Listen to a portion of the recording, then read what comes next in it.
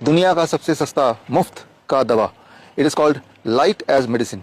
इस वक्त जब मैं खड़ा हूं तो यहाँ पे धूप मेरे ऊपर पड़ रही है। धूप की बात छोड़िए, धूप की जो रोशनी पड़ रही है वो रोशनी आपके बॉडी में पड़ती है।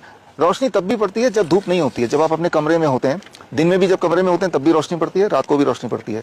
जब आप लाइट बल्ब जलाते हैं तब भी, जब आप मोबाइल में देखते हैं तब भी रोशनी पड़ती है, जब आप टीवी देखते हैं तब भी रोशनी पड़ती है। जब आपको रोशनी पड़ती है न केवल आपकी आंखों में पड़ती है, आपके बॉडी के पार्ट्स में भी। चाहे जैसे हमने कपड़े पहने हैं तब भी वो रोशनी हमारे बॉडी में कोई ना कोई फर्क डालती है।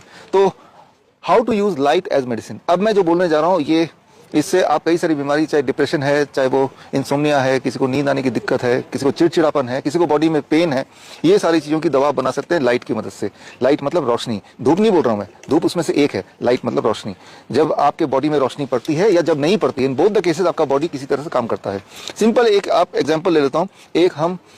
एक टेस्टिमोनियल आप क्रिएट कर सकते हैं। आप कोई भी डिप्रेशन का पेशेंट पकड़िए जिसको आपको लगता है कि डिप्रेशन का शिकार है ये दवाइयों पे।